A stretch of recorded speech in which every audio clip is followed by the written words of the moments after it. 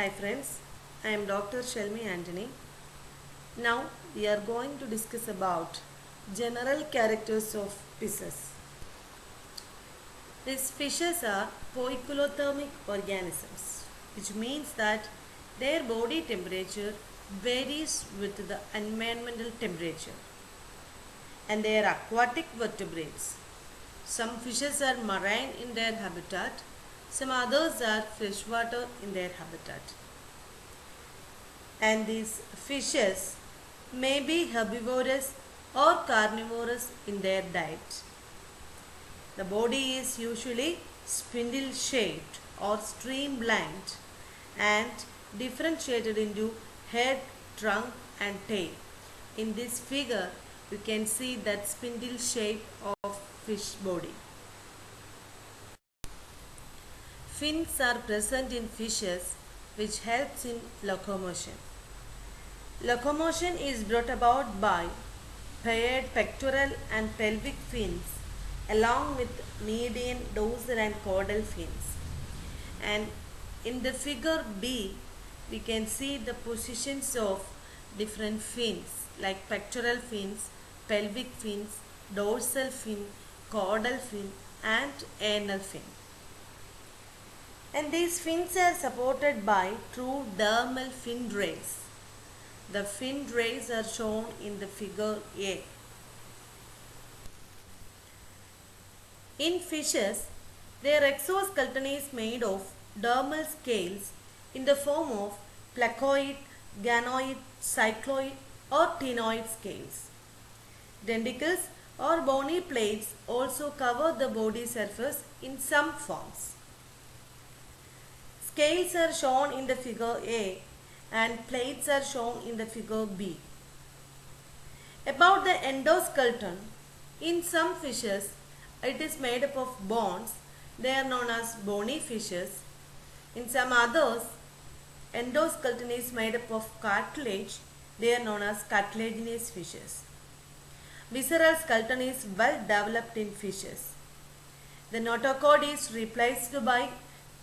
more or less replaced by true vertebrae.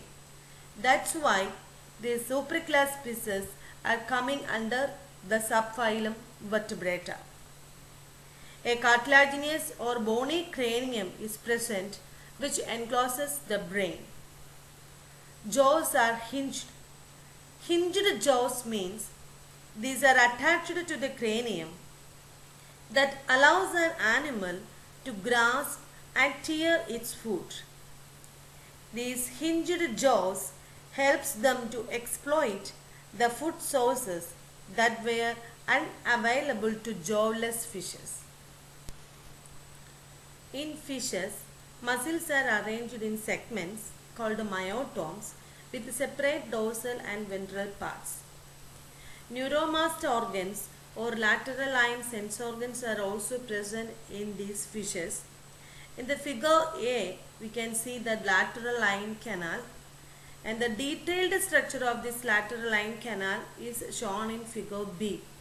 Neuromast organs are also seen in this figure, and these organs, these neuromast organs are sensory in function, which helps in sensing current pressure differences in water.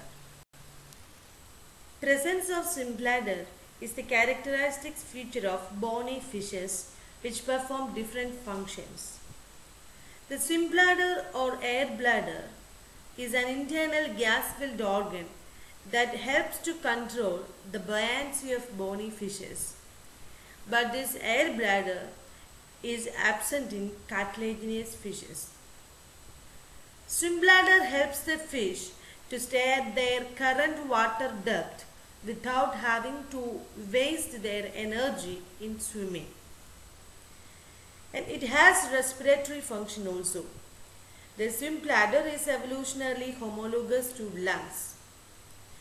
The swim bladder functions as resonating chamber to produce or receive sound. The gas tissue interface at the swim bladder produces a strong reflection of sound which is used in sonar equipment to find the fish. The respiration is carried out by gills. The gill slits are 5 to 7 pairs and they are naked or covered by an operculum. The heart is S-shaped with only 2 chambers constituting one auricle and one ventricle. Sinus venosus and portal systems are present. Erythrocytes in fishes are nucleated. And the heart receives only venous blood and has a single circuit. Single circuit circulation in which the blood passes only once through the heart in each complete circuit of the body. In fishes, the blood travels from the heart to gills where gaseous exchange takes place. It then flows from the gills to the body parts and then back to the heart. And the kidneys are mesonephric or opisthonephric. Excretion is ureotelic. Brain is well developed with the 10 pairs of cranial nerves. Sexes are separate. Gonads are typically paired.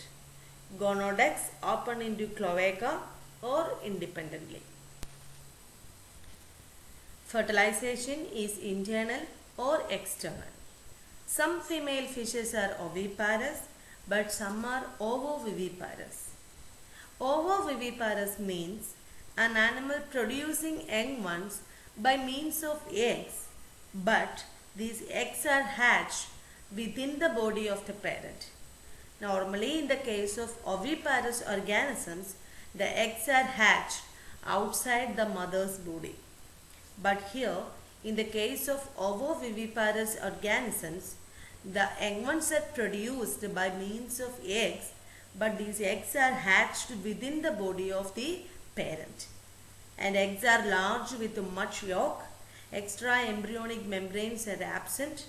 Development is usually direct without or with very little metamorphosis. These are the silent features of supraclass fishes. Thank you.